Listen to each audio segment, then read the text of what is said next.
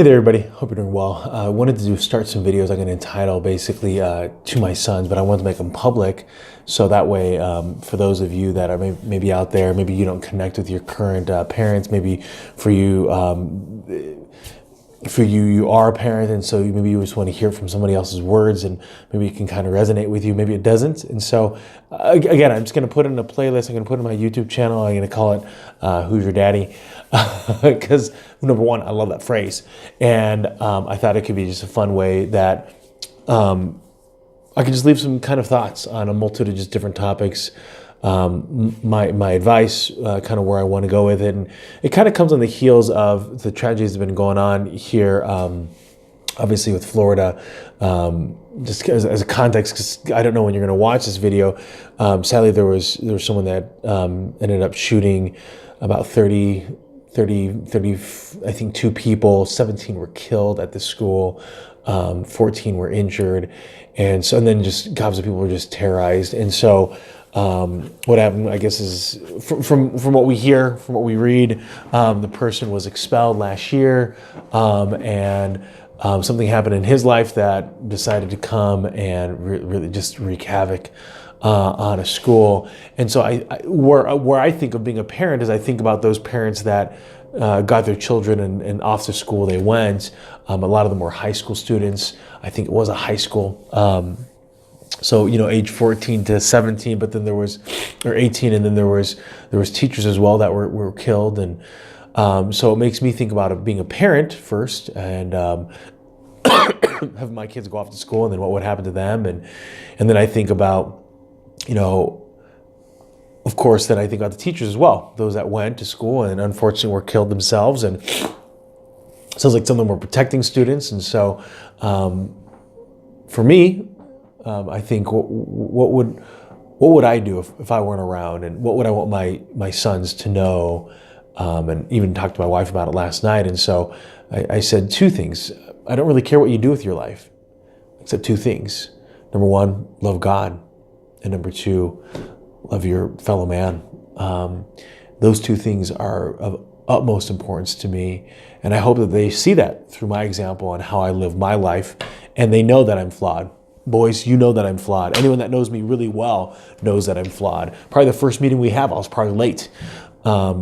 And so we're all riddled with these struggles that we deal with, and the difficulties of being who we want to be.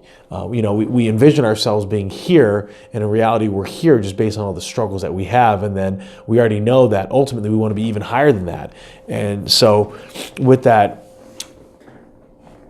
that's why I wanted to create these videos, because I don't know. I don't have a crystal ball.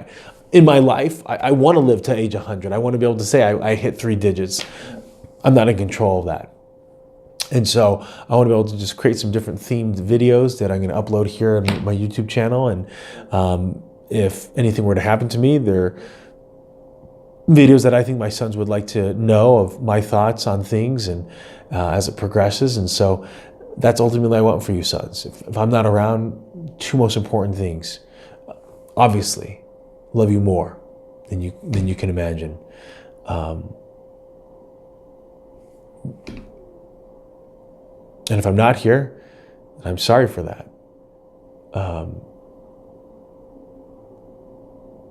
I wanted to be here. I wanted to be here for every moment that you go through. I didn't want to miss anything. And now that I did, and I want you to know that finding faith will allow you, will be an anchor in the storms of life. If you find yourself in financial struggle, you find yourself in relationship strife, you find yourself in physical unhealthiness or disease, you're riddled with struggles there. No matter what you find yourself dealing with in this life, have God be your anchor. Don't put your trust in flesh. Don't put your trust in yourself. Don't put your trust in other people. Put your trust in God. Remember, you're a spiritual being having this earthly experience, not the other way around. You're not a mortal being occasionally having spiritual experiences. So remember that, because stuff's going to come and go. People are going to come and go. Nobody has the ability to stay longer than they want. physically. And so understand that that's going to play a huge role in your life and understanding life. And number two is constantly be on the lookout of how you can serve other people.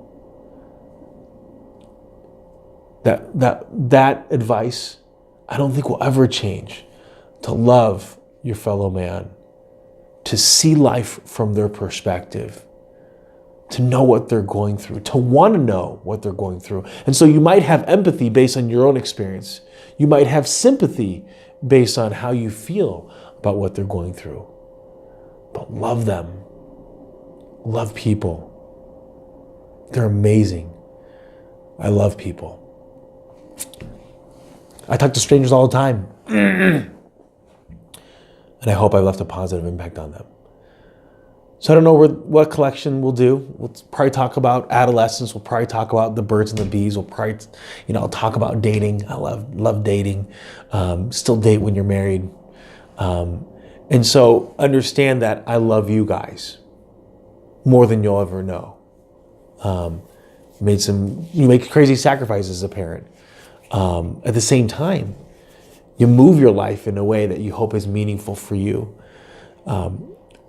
Despite all that love, know that number one comes to me. Is mom, is my wife, Melody. Means the world. So, in reality, guys, you are a priority, but you're behind mom. And that'll always be the case. Mom sacrifices. You think I sacrifice. Mom sacrifices way more. Remember that. Love God. Love man. Love mom.